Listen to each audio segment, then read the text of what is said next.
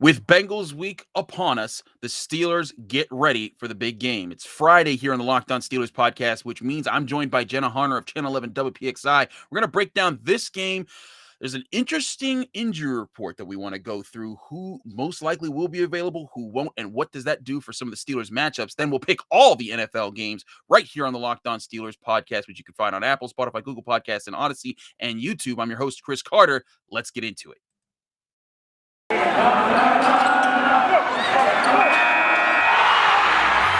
You are Locked On Steelers, your daily Pittsburgh Steelers podcast, part of the Locked On Podcast Network, your team every day.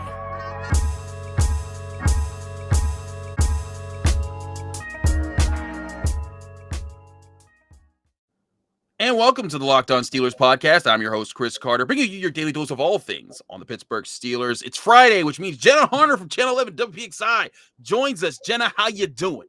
Happy Friday, Chris. I'm so happy to be here, as always. And I'm just trying to bring the same energy as this woman did. I saw this tweet on Twitter earlier this week. This was wild. It's magical. It might be probably arguably one of my favorite tweets of all time. And I sent it to Chris. Basically, this woman caught her boyfriend cheating and she responded by logging into his fantasy lineup and straight up dropping Davante Adams. That is just that's the most savage. It's evil, but it's justified evil. Like if he's cheating, you go get yours. But man, if I woke up one morning and like, yo, where's Davante at? He's on waivers? He's like, how'd he get here? That is an amazing comeback. I man, like, but see, like that's some stuff, man. Like that would be the tip of the iceberg if I ever got put in that situation. I can't imagine the death that would be occurring. But man, Davante Adams going off my fantasy team, that's some sweet revenge there. That is brilliant. So that's just the energy I'm just trying to bring today. No, I feel you. Let's get right into catching things up. So news and notes on the Steelers. Thursday's injury report did indicate, probably some good signs of some players returning, some bad signs of other players not returning. Ben Roethlisberger didn't practice Wednesday, but was a limited participant on Thursday, kind of going with the track of Ben Roethlisberger taking the Wednesday off, getting ready for the game, probably will play, I say, Sunday. I think he is going to play unless there's a major setback. Joe Hayden went from limited on Wednesday to full on Thursday, which is a very good sign that he'll be back on track. Devin Bush has practiced in full both days. I expect that his groin injury is at least not going to impact him enough to keep him out of this game. Eric Ebron returned to practice after a coach's decision. TJ Watt still limited, but Mike Tomlin has said before, Jenna, how he's okay with him kind of, missing practices and then playing because he has that capability. But Jenna, the two biggest concerns here, Deontay Johnson didn't practice for a second straight day, as did Alex Highsmith, along with Carlos Davis. Marcus Allen-Justin also didn't practice in this game. But Deontay Johnson and Alex Highsmith, two young players that the Steelers are, coming to rely more upon. Johnson has been targeted the most on the team and also hasn't had a drop yet in the first two games, while Alex Highsmith, a key contributor to the pass rush. I wanted to get a sense from you. Do you think that this is if those guys that we saw upgraded play and these two guys are missing, do you think the Steelers are in dire straits with this Bengals game, or do you think this is a game where, hey, they can weather this storm? Absolutely. I think they can for sure weather the storm if they're going to have, of course, your starting quarterback in the lineup, Ben Roethlisberger. The fact that he was limited was a very big indication, kind of like what you were saying, his normal weekly routine. I keep reminding people because I think people are like, it's a left pec injury. It affects him throwing. It's not his throwing arm. He said earlier this week, it's kind of, whenever he pushes up off the ground or reaches outside of the framework of his body. So it wouldn't seem to be affecting his normal throwing motion. Again, I don't know. I'm not entirely zoned in on those analytics, and we don't know what's in Ben's head. He could be saying one thing and it could be more pain. It could be less pain but from how he's speaking, it really does indicate to me at least that he should play as long as there aren't any further setbacks this week. I think the fact fact that you're getting both Joe Hayden and Devin Bush, you're seeing them progress the way they are, that would indicate that they're going to play, especially with them both being full participants on Thursday. Obviously, we have to wait for the final injury report to come out on Friday. And that would be, again, look for them to practice in full. That would be a really good indication.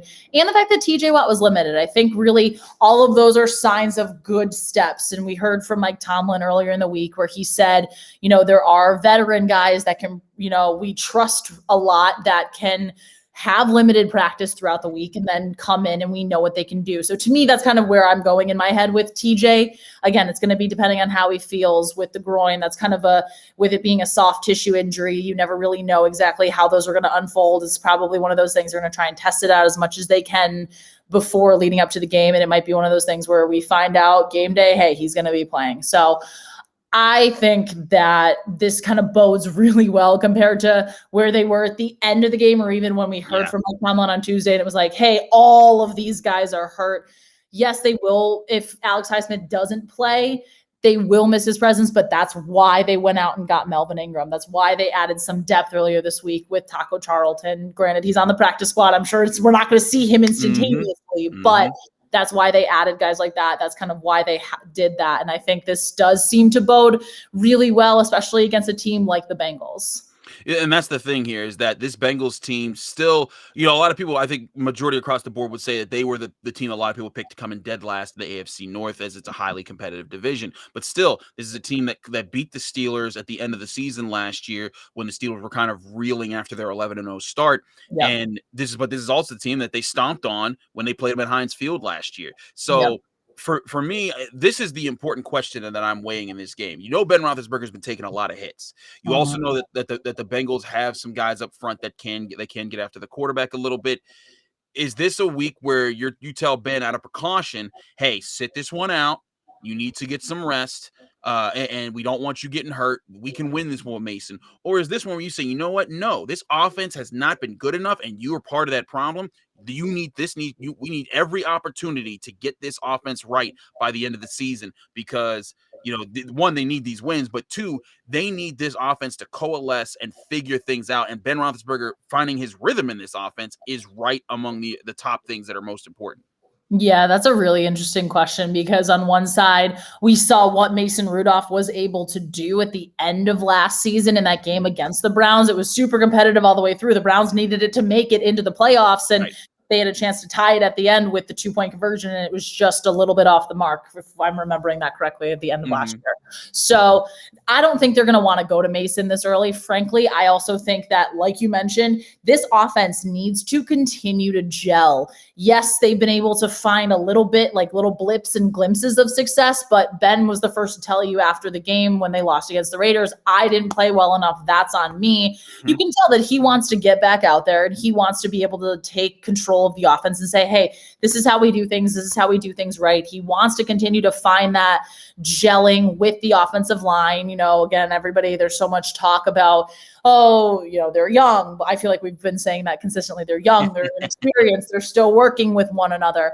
They need just to kind of keep that consistency. And I think that obviously, again, depending on where Ben is at with his pain tolerance, and if this is something where we see him practice in full on Friday, or even if he's limited on Friday, I do anticipate him playing. And, again, Aditi Kinkhabwala from NFL Network made a fantastic point last year. Ben was on the COVID list because of a close contact the week leading up to the Bengals game, the first matchup between the two. Didn't practice all week, went out and threw for over 300 yards and 4 touchdowns. So again, depending on his pain tolerance, which seemingly with the fact that he practiced today is a good thing, if he can maintain that, then I think, he will go out there and this offense will at least find a little bit more of a rhythm than what we've seen from them up to this point. Yeah. That's where I see is this. They need every opportunity to come together to figure things out, and I think Ben too, because part of it's the rhythm and understanding when to go and where to go. I know some people are like, well, he's a veteran, he's supposed to do this. Like this again, this is a new offense, a new offensive line, a lot of new 4 starting rookies, out there with Pat Freiermuth, Dan Moore Jr., Kendrick Green, and Najee Harris. That's not something that you just throw guys into and they just figure it out. It took Tom Brady a while to click with the Buccaneers last year as well. So I just say yeah, I think that that's why this is important that he gets this experience. We'll see if that's the case on Sunday. And again, we'll get more information on that with the Friday injury report. But we got to get back to picking some games. We're going to do that in the second segment here. But first, I got to tell you guys about Built Bar. If you want a healthy treat that tastes like a candy bar, Built Bar is the protein bar for you. It's the official protein bar of the U.S. track and field team, and it comes in so many different flavors. Whether you want a fruit snack like raspberry, strawberry, or orange, or something different like salted caramel, cookies and cream, Rocky Road, or my personal favorite, double chocolate. Though I got to say, I got a new flavor here. It's called Real Cookie Dough. This flavor's fire. I've eaten like two of these over the past week. Thank you, Built Bar, for sending me these because can you send me more because I'm running out. But it's an awesome treat, and again, they have all the different flavors that you want to try out and you can enjoy, and you can get them delivered right to your house by going to built.com and use the promo code LOCKED15. Again, that's LOCKED15, and you'll get 15% off on your next order. Remember, these things only pack about 4 to 5 grams of carbs, 4 to 5 grams of sugar, and only 130 to 180 calories, but 17 to 18 grams of protein. So they're extremely healthy for you. They taste great, and they're a great a substitute so that you don't eat the wrong kind of snack and mess up your diet. Again, go to built.com and order by using the promo code LOCKED15, LOCKED15 for 15% off at built.com.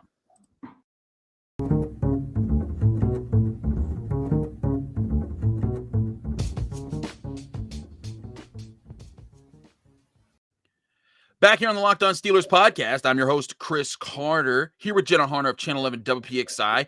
Jenna, we're going to roll into the picks. Now, I want to remind everyone to join the runyourpool.com contest. We have a pick'em contest going all throughout the year. It started in week 2. So if you missed last week, get in on it. If you play this every week or, play this week to week, if you come up with the most points, if you're the fan with the most wins at the end of the season, you will get a free Steelers jersey of your choice from Run Your Pool. So make sure to get on the action. Check the description of this YouTube video if you're watching on YouTube. If you're not, just go to the YouTube for this episode. You can find the invite link as in there that you can copy and paste to your browser and sign up for your pick'em. Now, again, congratulations to the winners last week, Sam 99-14 and Dozer 21. And I guess congratulations to Jenna because she beat me by a game last week. Let's go. She went 12-4 and I went 11-5. The wild card this week. This is ridiculous. So Jenna's up one game in the series. But again, this is how close it was. Last year, we picked every single game, and it came down to the Super Bowl. That was the last pick. So it is really important to pay attention week to week. Jenna, let's get right back at it with the picks. Skipping over Thursday Night Football because, of course, we're recording this on a Thursday before the game happens. We can't see what happens there. But let's get into our pick here. 2 1-1 teams that are kind of interesting. The Washington Football Team at the Buffalo Bills. Bills have the tough loss to the Steelers, but rebounded with a 35-0 shutout over the Dolphins. Washington got that interesting defense, and Taylor Heineke looking impressive in last week against the Giants. But I'm sorry, they're playing the best New York team right now, and that's the Bills. Yeah, I completely agree. I'm going Buffalo in this one. You knew that offense, especially how they performed against the Steelers. Granted, again, you look at the Steelers defense, what the Steelers defense does. Washington's defense, in my opinion, solid, but not the Steelers defense.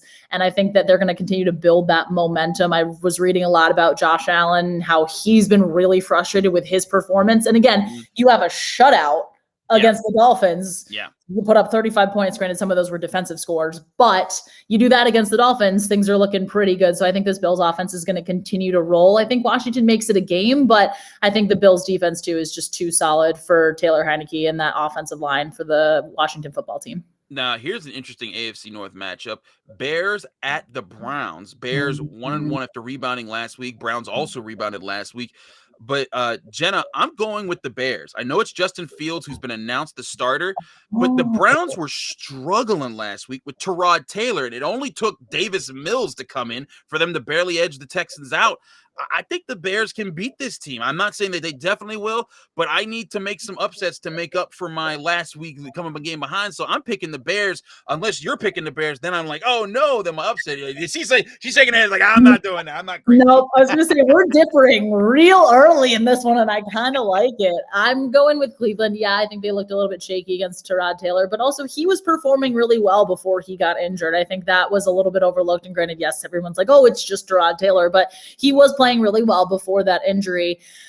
I think the Browns are a little bit more diverse. If I believe I'm correct, OBJ is expected to be back this week. Don't entirely quote me on that. Who knows? We think he's back. He's not back. I know Jarvis Landry won't play. Yep. I think Odell's maybe pushing it because he knows they know they need a top receiver in this game. Yeah. But to your point, I think I have heard that he will play in this game. Yeah, at least the last report I was reading. So granted, it's been a couple days, but I just I think that Cleveland is just a little bit of a better team here. Justin Fields in his first start, there might be a little bit of jitters. Not that he isn't going to perform well, but I think that he's going to build upon things. I just don't think that right now he's going to come out and make a huge splash. Although, hey, that might be a freezing cold take, and I might be eating my words next week. So who knows? Who knows? We will see. There's one pick we differ on. Now this one I don't think we will. Ravens at Lions. I'm sorry. Unless Lamar Jackson, he did not practice Thursday. Unless Lamar Jackson don't play, then I would go with the Lions. But until I hear that he definitely isn't playing, I'm going with the Ravens. I believe at least the last report I read on Thursday said it was some sort of stomach issue, which I was like, oh my God, Twitter is going to have Schefter tweeted that it was his sore hip that had made him miss practice from the leaping into the end zone celebration that he did. I saw that too. I was like, ooh, sore hip, stomach bug combo. What are we saying? I don't know. So again, if Lamar doesn't play, I think there might be a little concern here. I don't see him not playing. Right. And again, that offense, what they were able to do against the Chiefs, I think they build on that win. I don't think this is an entirely a letdown game by any means. It might be closer than people think, but I think just the Ravens are clearly the better team here. The Lions defense, and the Lions really don't have any weapons on offense. There we go. So the Ravens in this one seemed easy to me. Quick one here. Cardinals at Jaguars. This is one of my survivor picks. Cardinals easy. Cardinals, absolutely. It's the Jacksonville Jaguars. What else do you need to say? Urban Meyer going 0-3.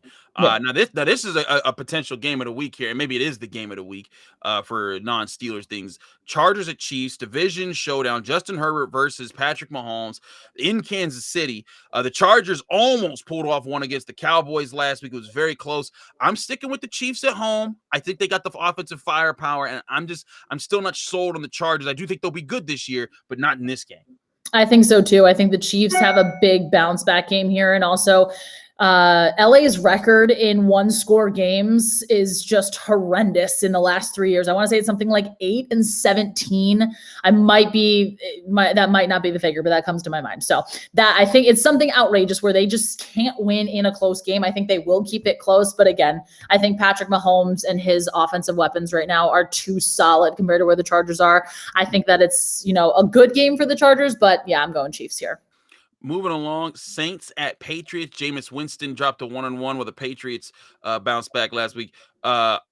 I'm going with the Patriots, but I am so unsure about this pick. Yes, there's a couple ones I'm unsure about too, but I went with the Patriots in this one just because it's Bill Belichick. And I mean, I think, again, you look at the performance they had last week against Zach Wilson. Yeah. They can build on that. Mac Jones can continue to build on that. I've been hearing from a lot of people around the league that he looks really good. Granted, I haven't paid much attention because a lot of their games obviously have been at the same time that we've been covering Steelers games. Yes. But I just think that the Patriots kind of have more answers. And when you look at complete teams, I think just Belichick knows he's so good at what he does. Clearly, I think the Patriots win this one. Bit of a toilet bowl here. 0-2 Falcons at 0-2 Giants. It's rough for both of these franchises right now. Yep. I'm going with the Falcons. I don't know why. I don't even know why. Jenna, you listen, we watched that last Giants game together. You saw how bad it was with Washington. I mean, I don't know who to believe in here. I flipped the coin. It landed on Atlanta. I'm sorry. I mean, I'm not mad. I'm just a little disappointed, but I am going. Oh, she busted out the sweater. With the Giants, baby. I think that Daniel Jones is playing well, and that feels very weird to say. But Daniel Jones played well against a decently solid defense in the Washington football team. So they almost won that game other than questionable offsides call. It was what it was. I'm all right about it. I think they're totally over it. You're totally over it. I'm fine. Everything's totally fine. Okay, good stuff there. We're skipping the Steelers-Bengals game for last. Colts at Titans. Two teams that had a rocky start to the season, but Titans rebounded last week, figuring, oh, wait, we can't run the ball with Derrick Henry, so we'll throw the ball to Derrick Henry, and it worked for him. I think it works for him again. Yeah, I think so too. Derrick Henry has been, he bounced right back. And I think the Colts, there's some question marks with Carson Wentz this week. It looked like he didn't practice, at least as of Thursday. So, both ankles. Yeah, both ankles. Not great if you're a quarterback. You need ankles to play football. So, yeah, I think the Titans continue to build on their offensive performance from last week. 2-0 Broncos host the 0-2 Jets. I'm sorry, I'm not betting on the Jets until they show me something, and the Broncos are looking good. Yeah, Broncos defense against Zach Wilson is the matchup for me. Yeah, that's just going to be the problem. Now, 2-0 Raiders host the 1-1 Dolphins. Dolphins, I thought, didn't look bad week 1, but got smoked in week 2. Meanwhile, the Raiders playing 2 good games against 2 good teams. I'm sticking with the Raiders. I think in Las Vegas, they got this game. Yeah, I think so too. And I believe I read that Josh Jacobs was practicing again, which is a good sign for that offense. But and my fantasy team, let's go, Josh. Ooh, somebody's excited to have him back potentially in the lineup. And I think the absence of Tua is going to be a big thing for that Dolphins offense, and that offensive line needs a whole lot of work. So have fun going against Max Crosby this week. You're right. That's going to be tough. Now, here's the definite game of the week. Buccaneers 2-0 at 2-0 Rams. Jenna, this is a tough pick for me because I really like the Rams this year. Matt Stafford is looking like the guy that they signed him to be, but the Buccaneers are such a complete team. I'm sticking with Tampa Bay. I think they go on the road and they handle their business, but do you think that the Rams show the world that, hey, maybe they deserve to be on number 1 in some power rankings? No, this was a really tough one because I think the line the last time I looked was like -1.5 for Tampa, which, my goodness, it's going to be such a close game. But it's very, very hard. Unfortunately, I hate saying this. It's hard to pick against Tom Brady with the way he's playing right now. I think I saw AB went on the COVID list earlier this week. He might be able to test out of it. Not entirely sure, but Brady still has a lot of targets on the offense. And again, that connection he's had with Gronk has 3 touchdowns on the season already. Yeah, he has 4. He has 2 in back-to-back games. So he's got 4. It's ridiculous. Yeah. Keep an eye on that matchup. And again, I think the Rams are a solid team, no doubt about it, but I just think the Bucs are more complete. I feel you on that. Seahawks and Vikings. Vikings had a heartbreaker of a missed field goal at the end of their game. Not like that's ever happened to them against the Seahawks before, or at all. I'm sticking with the Seahawks. Russell Wilson, they're going to be too good of a team for the Vikings to overcome. Yeah, and I think that's a really emotional loss for the Vikings, and that's one of those ones that it takes a little bit more to bounce back from, especially when you're going against a really solid Seahawks offense. So I'm going Russ on this one for sure. Sunday Night Football, Aaron Rodgers bouncing back last week. He's 1-1, but they're at the 2-0 Niners. I'm giving it to Aaron Rodgers. I do think he is fully back. Yeah, I think so too. I think Green Bay was like, we're not the team you saw week 1. I think that Aaron Jones in that run game gets going against a kind of banged up and interestingly not as fantastic as we thought it was going to be Niners run defense. So I think that's going to be that key matchup in this game. And I think Green Bay continues to roll. Monday Night Football, Eagles at Cowboys. Now, let me tell you, Jenna, as a proud graduate of Chain University, one of my favorite pastimes there was whenever these two teams played, I would go to like the main place where I knew fans would be, and Cowboys and Eagles fans would assemble, and the hatred that would fly from these matchups. Watching Eagles fans hate Cowboys fans and vice versa is one of my favorite pastimes. I am going to try to start up and instigate all sorts of fights for my friends on both sides here because I want to see the text group battles about this. Exactly. We're cooking. We're instigating. We want the problems. But I'm going with the Cowboys. Exactly. We need to stir this pot. We need to see more action. But I'm going with the Cowboys. Dak looks really good. Micah Parsons looks phenomenal. I think they got too good of a team. And Jalen Hurts, they're still figuring things out in Philly. Yeah, I think so too. I just think with what we saw, how Dak came out of the gates game 1, I think he's building a lot of confidence. I think that offense looks pretty good. I think they're kind of getting, it's not just Ezekiel Elliott's run game. They're getting both of those guys involved. So I think, you're just gonna see Dallas's offense kind of explode a little bit. This one's going to be, I think, a little closer, but I just think I feel more confident in Dallas than I do with where Philly's at right now. Absolutely. We're going to get to our Steelers picks in just a moment here. But first, I got to tell you about Run Your Pool. You can pick all these picks with us on Run Your Pool to get your chance to win a free Steelers jersey at the end of the season if you pick the most wins correctly by the end of the year. Football season's back, so make the most of it by joining Run Your Pool or create your own custom pool at runyourpool.com. They offer dozens of formats, including Survivor, Pick'em, Squares, Margin, Confidence Pools, 33, and more. Run Your Pool hosts formats for NFL and college football with 1-week games, full season playoffs, or the Super Bowl. Unlike other fantasy sports platforms, Run Your Pool has options and settings to make it your own. You can even brand your pool for your local business, bar, or restaurant. Reconnect with friends and join nearly 2 million football fans to make every game action-packed this season. Check them out today, and you'll get $10 off your runyourpool.com/lockedon if you use that as your promo code LOCKEDON at checkout as well. Anywhere and everywhere in the world, Run Your Pool helps friends and colleagues compete. The NFL season started not September 9th, but you can get your season going at any point in time at runyourpool.com/lockedon, or if you go to Run Your Pool or download the app on your phone, you can use Locked On as a promo code to get in with Run Your Pool. Again, join the Locked On Steelers Run Your Pool by going in the description of the video here below on YouTube, and you can join us at any point in time for your shot to win a Steelers jersey. Now, moving right along to our other sponsor, Bet Online. It's that time of the year giving football back.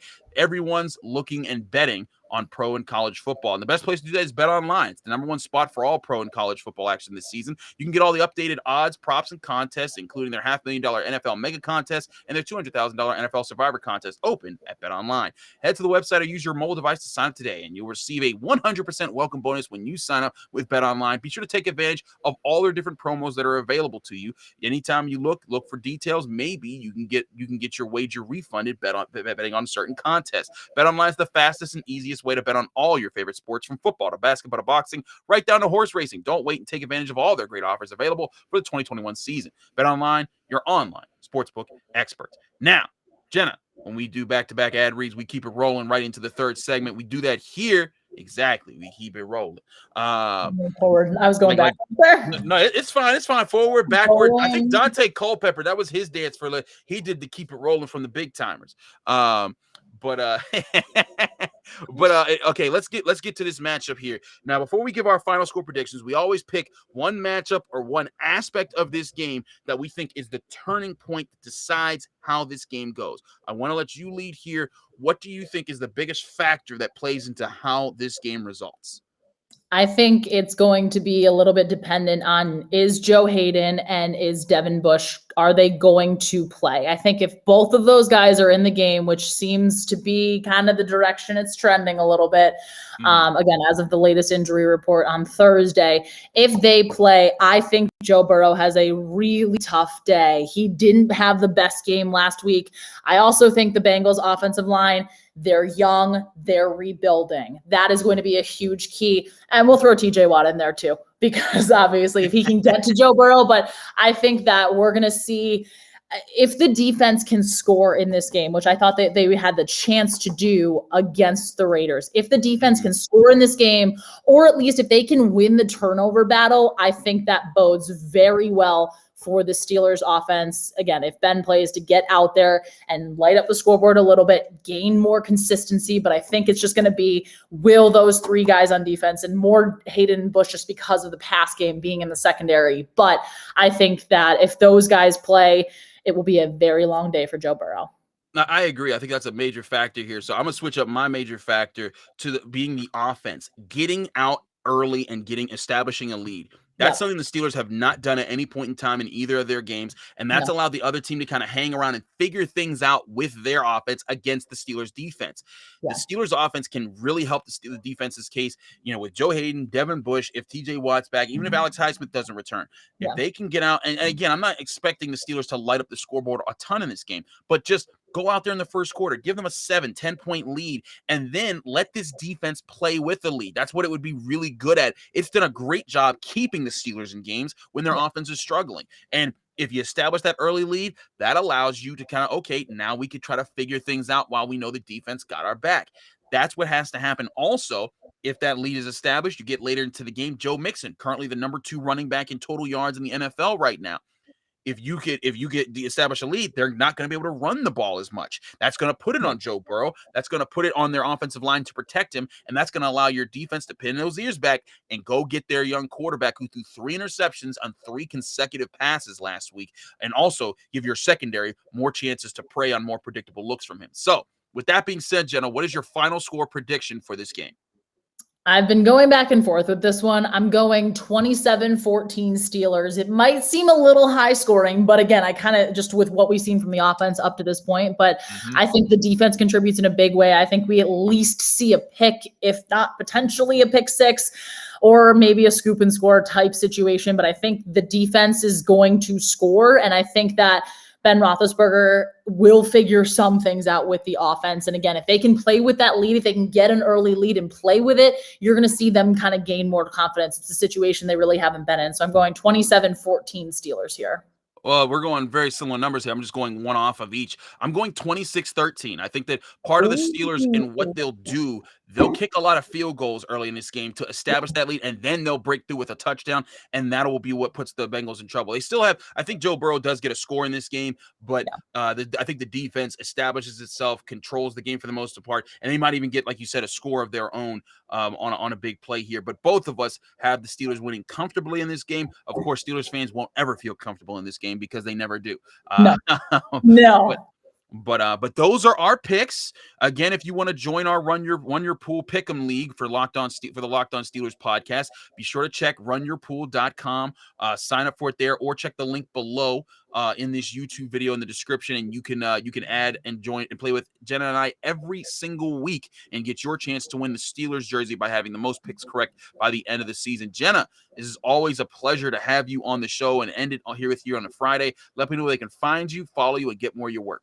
It is always a pleasure to be here. So thank you so much for having me, as always. Happy Friday, everybody. We made it to the weekend. You can find me on Twitter at Jenna Harner 11, Instagram at Jenna_Harner, on WPXI. And hey, definitely tune in tonight. Chris Carter and I have our Friday night Skylights high school football coverage, the best in the city. Yes, indeed. Tons of fun. So definitely be sure to join us. And just, for all your Steelers coverage, your Penguins coverage, crazy to think training camp starting. We got all that and so much more on WPXI, your nightly newscast, 6, 10, and 11. So join us there and join us here, obviously. Happy Friday. Thank you, Jenna, for joining the Locked On Steelers podcast. I'm your host, Chris Carter. Follow me on Twitter and Instagram at Carter Critiques. You can listen to this show Monday through Friday, and sometimes we'll get it up early on Sunday if the game's early enough, which probably will happen as I'll be at Heinz Field with Jenna covering Steelers Bengals 1 p.m. at Sunday at Heinz Field. Remember to subscribe to this show on Apple, Spotify, Google Podcasts, Odyssey, YouTube. Like this video. It really helps us out. Also, if you're on Apple, please leave us a 5-star review with a positive comment. Those really help out. And when you do, you get a shout out at the end of the show, just like this person, Jason Harden, who says fantastic podcast with his 5-star review, says, I love this podcast. I listen to it every single morning at work, and it's the best way to start my day. Chris and his guests always have great conversations with a ton of insight and information. Sending some love from Fort Worth, Texas. Chris, keep it up, my man. Thank you, Jason Harden. We appreciate you. And Jenna hits you with the heart here on the YouTube videos. We appreciate stuff like that. We try to have fun conversations. We try to inform you, infotainment, if you will, right here on the Locked On Steelers podcast. And hey, Steelers Nation stretches far and wide all the way to Fort Worth, Texas. We really appreciate you tuning in. And if you tune in like that and you enjoy the show, please leave us your 5-star review with your positive comments. That stuff really helps us out. Be back in your ears and on your screen Sunday night after the Steelers game, recapping what happened for you and getting your first look into the Steelers next week. Until then, stay cool, Steelers fans. We'll be back here right on the Locked On Steelers podcast.